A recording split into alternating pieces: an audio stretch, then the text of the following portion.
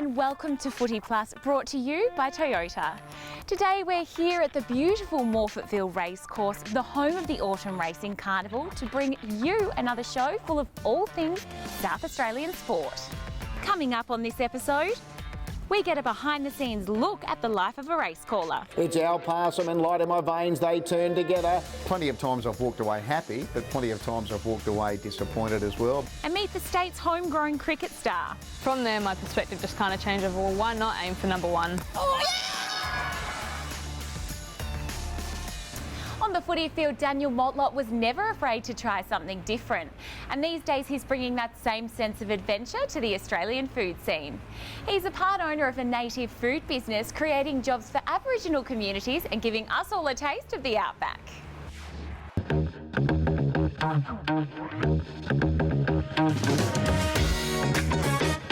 In 130 games for Port Adelaide and North Melbourne, Daniel Motlop would regularly produce something wild. Bounces in the pocket, one way, rolls it, goes it, And these days he's serving up more of the same, only in a rather different environment. To be at 30 years old and never have a job or never worked in a job, I had to find something to do. The crowds are still cheering. Something wild! But for Motlop, running the native food company, Something Wild is serious business. Whether it's sourcing and selling native ingredients to elite Australian restaurants like Brave, Voudemont and Arana, or catering for the curious central market customer. Coming from a football world, and we're not chefs, you know, we're well, we might say hunters and gatherers, I suppose, but Aboriginal people, when they cook their stuff, most of it is just on coals, and it's amazing cooking like that. But then they go to one of these restaurants in these big towers and that, and eat this stuff where, you know, some of the best chefs cook it. It's pretty amazing. Motlop's father, Eddie, brothers Shannon and Stephen, and former teammate Daniel Pearce also have an interest in Something Wild, which sources its foods from ancient Aboriginal lands across Australia, providing vital employment opportunities for Indigenous communities. There are your bush tucker staples like kangaroo, wild boar and buffalo, and the more exotic kakadu plum, among the world's richest sources of vitamin C. And then there's Motlop's personal favourite, the magpie goose, which he used to hunt as a kid, and he says tastes like a cross between duck and deer. This is the thing that probably most AFL players crave out of the Northern Territory, Andrew McLeod and your Cyril Riolis and all those sort of boys. So anyone who's from Darwin knows that magpie goose is pretty amazing, but it's also about the hunt, I suppose, of getting it. So you get out and obviously hunt these things and eat them, and it's a bit of a family ritual. Green ants have long been used by Aboriginal people to treat colds by crushing them. Something Wild and Adelaide Hills Distillery have put them in a gin. We made this green ant gin made out of coastal rosemary, finger limes, lemon myrtle, strawberry gum. Passionate about ethical and sustainable methods and deeply proud of his heritage, Motlop's journey from footy star to foodie has only just begun. The stories behind the Aboriginal side of it is important to us to be told, and it's the only way to sort of teach our culture, I suppose, through food. In 2019, there's been a rise in popularity of coaches preferring to sit on the boundary during AFL games. This week on The Crow Show, we'll find out why the AFL's leaders are choosing the bench over the box. It's a way that I think we can better communicate with our players. The challenge is, being able to see the game from down there. Don't miss the full story on Channel 7 this Sunday at 11:30am with Mark Bickley and Alana Smith.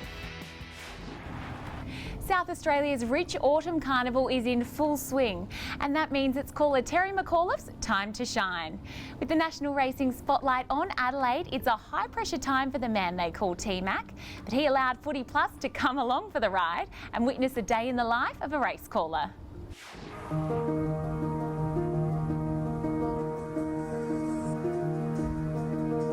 It's Saturday morning, Australasian Oaks Day. And while Morphettville is quiet, Terry McAuliffe already has his game face on, powering through his broadcast commitments and trying to find a winner for the punters. It's one of South Australia's biggest race days of the year, but McAuliffe treats it like any other. I don't like making mistakes, so I probably, feel the same every time I go to the races. As the punters arrive and the tension starts to build, McAuliffe adjourns to his office, the booth with a bird's eye view perched high on the roof of the Morphettville grandstand. The best back runner in the last little bit has been number 3, Absolute Flirt. $2.70. Looks like she's going to run favourite for the first, the Amy Queen Adelaide Stakes. There's time for some last-minute revision. Hearty Lass, Hearty Lass, Hearty Lass, Bala Bill, Bala Bill, Bala Bill, Tantaliser, Tantaliser. So you just say the names over and over in your head while you're looking at the colours and learn them on the way to the gates, and then when the gates spring back, bang, hopefully they're there and you can tell the story. There's the light there racing, and Bala Bell began well with Lil Contra. Absolute Flirt led. Bala Bell back to its inside. Absolute Flirt in front for Ollie, and Absolute Flirt wins the first. Beats Bala Bell, a very good debut. Lil Contra third. And Lil Contra, yet another very good run. I'm sure one of her owners will remind me. Her only 2 wins have been when Tim Edwards has been the caller, and yes, she can't win with T-Mac behind the mic again. I always learnt when I became a race caller, you're the eyes of the person that's listening on the radio. The important thing is that you get it right. Light in my veins, Johnny Allen coming off a big week at Warrnambool. He wins the second. Light in my veins first, Bounce Choice second. Racing's a serious game for McAuliffe, but he likes to have some fun. A call he made at Strathalbyn went viral.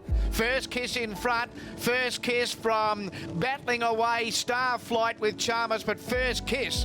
Do you remember yours? Mine was Sarah Kettridge. The fact that you've got experience under your belt, you can throw something in like that. If I get the chance to inject it, I do like it. And then you do get some nice response on social media. They're not so ruthless. Today, McAuliffe predictably nails the big race call. But Princess Jenny, Oliver with a beauty, and he wins his 4th Oaks here in Adelaide. But while there'll be both compliments and criticism at the end of the day, only one man will know if he got it right. It's my own opinion that counts, because I know if I had a good day or not. Plenty of times I've walked away happy, but plenty of times I've walked away disappointed as well.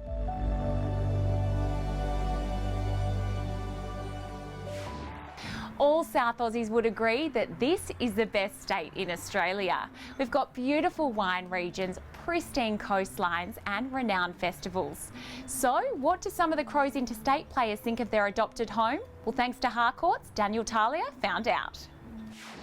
We've got the rat here, Hardo. Daniel. Got the old timer here, Richie Douglas, Tommy Duday. So what do you love most about living here now that you're over here and been here for a while now? Really close proximity to the beach, the hills and the city, so I really enjoyed that part of it. A lot of good golf courses around, are not too good, but we managed to get out and have a hit every now and again at some nice courses that you don't usually get the chance to have hit at in Melbourne. Just a very relaxed, laid-back city, and enjoy, just heading off on a Sunday afternoon, going for a drive and just seeing where the car takes you, basically. What's your favourite place in South Australia that you've been to, whether it be a winery or a restaurant? Or I like going up Stirling Way. That pub up there's nice for a good feed. Cracking pub, yeah. I stayed there the night I got married, so we love the Stirling pub. Flinders Ranges, love the outdoors and love camping and hikes and trekking and that sort of thing. favourite place, probably Blyhole Beach, down the coast, in National Park between Cape Jervis and Victor Harbour. Henley Grange Way. Always seem to go there for lunch, always end up around there. Where can I find the best coffee in Adelaide? The best coffee down Glenelg Way is at Superette. Probably the Red Mill on Bower Road. That's probably, really good coffee down there. Elementary in Brighton, very good coffee.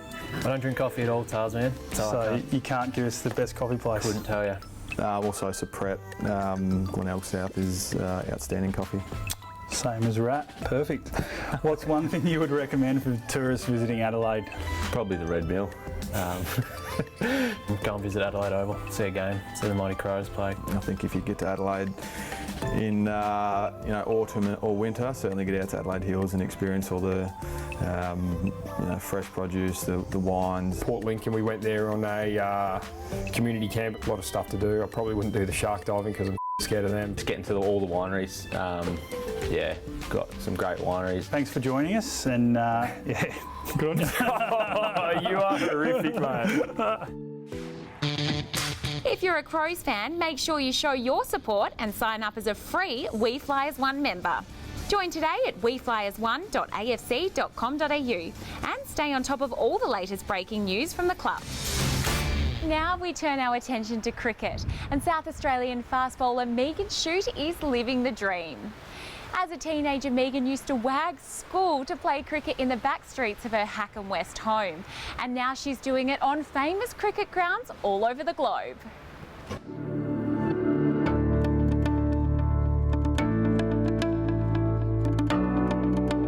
A self-confessed ratbag with a disarming smile. Oh, that's a good question. A penchant for piercings. I try and be intimidating, doesn't always work, so I got some piercings in my face. And a need for speed. Proud South Australian Megan Schutt has evolved from the frustrated teenager who almost quit competitive cricket because it was too hard to be the world's #1 ranked T20 bowler. It's an achievement she never thought possible, even after finally breaking into the Australian team. Our bowling coach at the time, Joe Dawes, he said to me, like, what's your goal? And I was like, I don't know, to be in the top 20 bowlers in the world. He's like, why not #1? And I was like, don't be stupid. But Dawes was onto something. He'd identified the fierce determination that complemented Schutt's natural athleticism and developing skill set. Provided she could put in the hard work, it was only a matter of time. From there, my perspective just kind of changed of, well, why not aim for #1?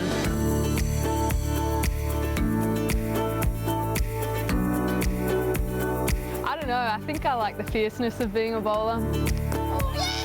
I think I'm pretty lucky that I'm an in-swinger. That's, I think, my point of difference, and I think if I was an out-swinger doing the same thing, I wouldn't be as successful. Schutt snared a team-high 10 wickets in Australia's memorable T20 World Cup win in the West Indies last year. It was phenomenal, to be honest. I didn't have a T20 Cup under my belt, and to do it in the West Indies, such a fun environment, and we genuinely just played with such fun and fearlessness. She's a key member of the Adelaide Strikers and last year was made captain of South Australia's Women's National Cricket League team, the Scorpions. I think it's making me more sensible. I'm a bit of an idiot sometimes, and I kind of show that a lot in front of the kids, and I'm trying to tone that down a lot to, I guess, to be a good leader, but at the end of the day, I can't change myself too much.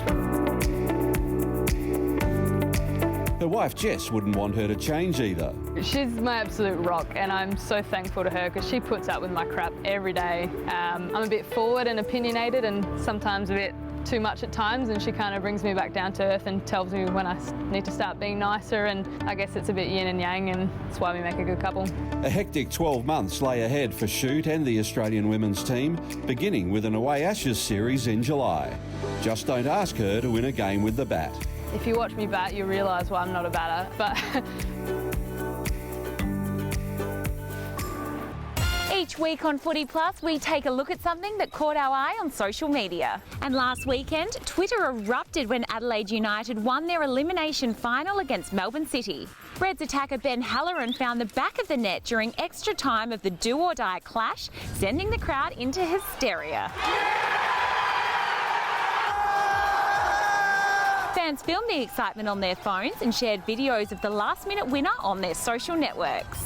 Make sure you keep up to date on all the latest Crows news and behind-the-scenes action on afc.com.au, as well as Facebook, Twitter and Instagram.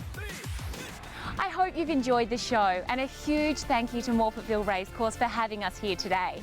Keep an eye out for us on Channel 7 and 7 Plus in the weeks ahead. Bye for now.